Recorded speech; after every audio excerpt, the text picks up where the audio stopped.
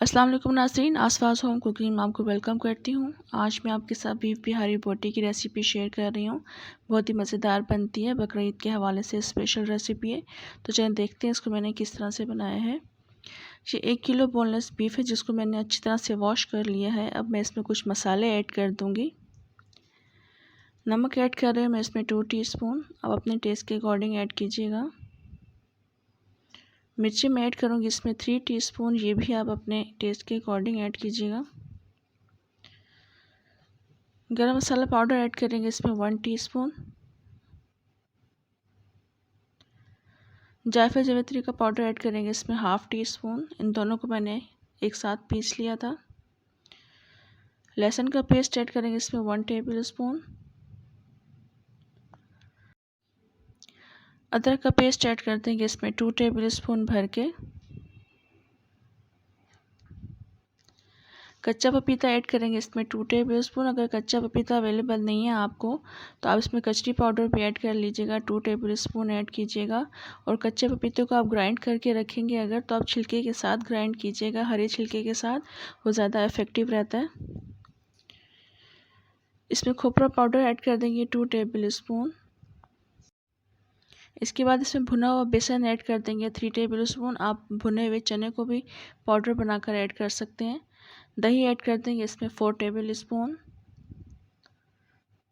एक medium size की brown प्याज को भी ऐड कर देंगे इसमें। सरसों का तेल ऐड करेंगे इसमें, आधा पाव तेल है, यानी 125 ग्राम्स तेल है। ये इसमें बिल्कुल परफेक्ट तेल रहा था। अगर कम पसंद है आपको तो इसमें आप कम ऐड कर दीजिएगा, तकरीबन 4 से 5 टेबलस्पून तेल ऐड कीजिएगा। इन सब मसालों को डालकर हम मैरिनेट करके रख देंगे गोश्त के साथ। फ्रिज में मैं रख दूँगी 2 से 3 घंटे के लिए। अगर आपके पास कम टाइम है तो आप कम से कम 1 घंटे के लिए इसको मैरिनेट करके फ्रिज में रख दीजिएगा। इसको मैं रख दूँगी 2 घंटे के लिए फ्रिज में मैरिनेट करके। 2 घंटे के बाद मैं आपको इसकी कंडीशन दिखाऊंगी। अभी 2 घंटे गुजर चुके हैं, अच्छी तरह से ये मैरिनेट हो चुका है। अब मैं इसको कुक करूँगी। ये आप देख लें अच्छी तरह से मैरिनेट हो चुका है, सारे मसाले अच्छी तरह से लग चुके हैं।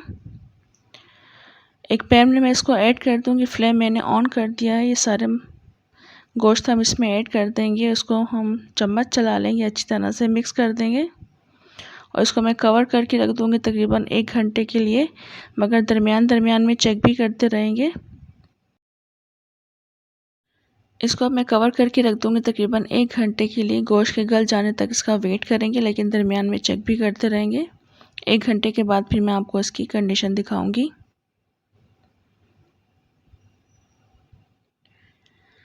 अभी 1 घंटा गुजर चुका है, गोश्त भी अच्छी तरह से टेंडर हो चुका है और आप देख लें इसमें पानी भी ड्राई हो चुका है और काफ़ी स्टिकी हो गया। जो बेसन हमने इसमें डाला था, बेसन की वजह से स्टिकी हो जाता है।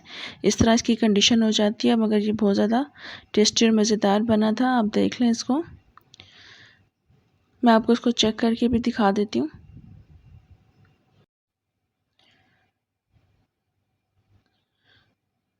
ये आप देख लें आराम से टूट रहा है गोश्त, अच्छा खासा टेंडर हो चुके हैं। अब मैं इसका फ्लेम ऑफ कर दूँगी। इसमें हम स्मोक लगा देंगे। कोयला मैंने पहले से गर्म करके रख लिया था। थोड़ा सा ऑयल डालेंगे कोयले पर और हम उसको फ़ौरन से कवर कर देंगे तकरीबन 4 से 5 मिनट के लिए। और फिर 4 से 5 मिनट के बाद फिर मैं इसको डिश आउट करूँगी।